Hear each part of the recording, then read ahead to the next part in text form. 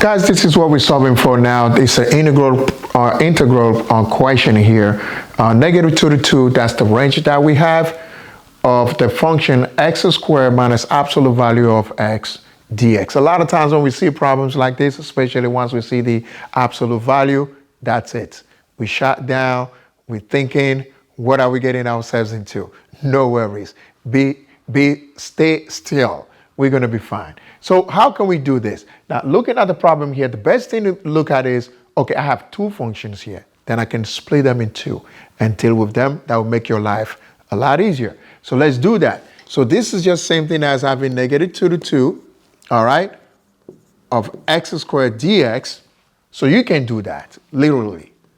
So that's minus, then you have negative 2 to 2, absolute value of x, okay, dx. So you can do that. And then after, but just make sure that you're combining everything together, okay? So here we are. So we have this.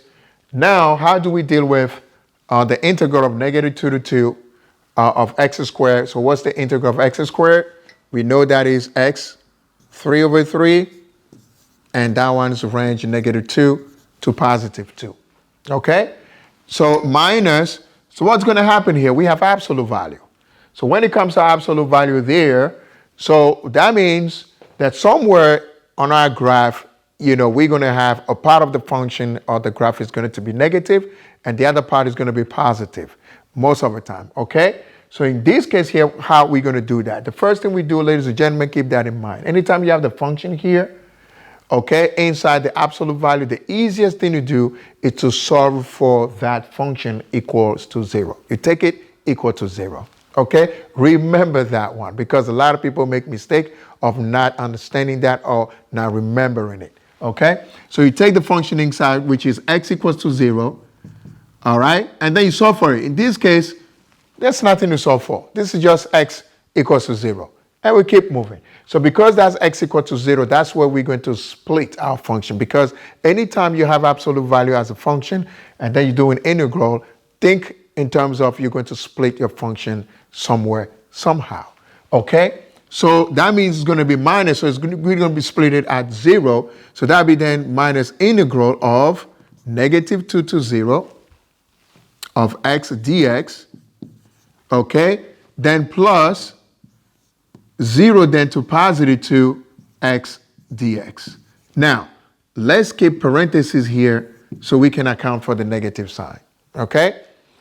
Now, so what's going to happen? But before you continue, you have to make sure to see if everything is correct here. Is the function positive what it is or negative what it is?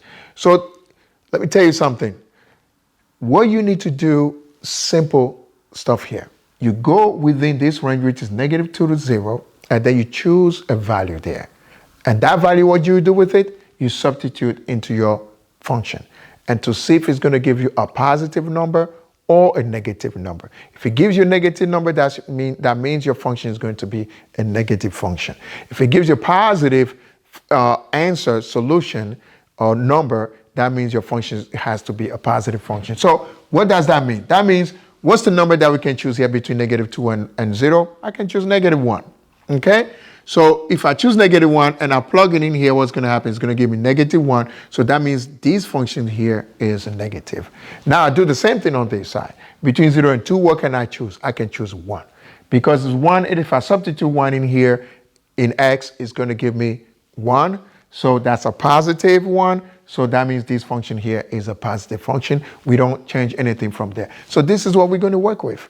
Now, we can come here. We can begin to work on this one as well, if you guys want to. So that'd be 2 to the third power, which is 8, right? So 2 to the third power, which is 8 over 3, minus, okay? And here, you have negative 2 to the third power, which is also negative 8 over 3, okay? Then this minus here, we keep it down.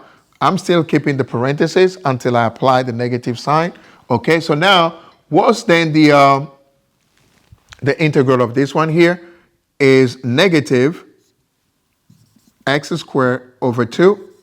All right, so over negative 2 to 0. So I'm keeping this one separate.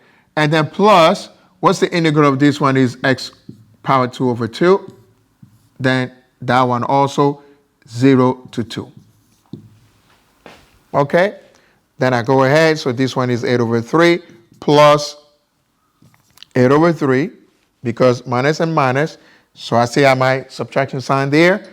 So what's happening here? This one is 0 because 0 goes in here. Square that's 0. So it's just 0 there for that one there. And then this one then is going to give us what? Minus, okay? Minus again. Okay? So that means negative 2 squared, which is positive 4. So minus negative here, that'll give us a positive. Okay? So I'm still keeping this one for now. So that will give me positive 4 over 2. All right, plus, then in this case, I have 4 over 2 also. 2 squared is 4 over 2 minus 0. Okay, so what do I end up with? 16 over 3 minus. So what's happening here? This one I'm getting 4 over 2, 4 over 2, of course, which is 2 plus 2, which is 4. All right, so it's minus 4 at the end. And then we're combining these two together. So 16 over 3, which is a fraction. So the lowest common denominator, which is 3. 3 times 4, that will give us what? 12.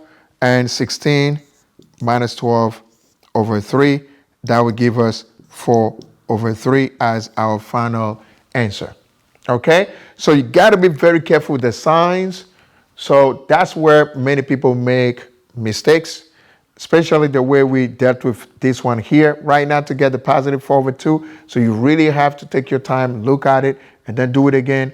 You know, so if we go back one more time to it, so that's a negative x squared over 2. And then we're doing minus, because we're going to apply now the negative 2. Because the 2 minuses, that gives you a positive. And then negative 2 squared is positive 4. So that's the reason why you end up with positive 4 over 2. Okay, so this is your answer, and then you're good.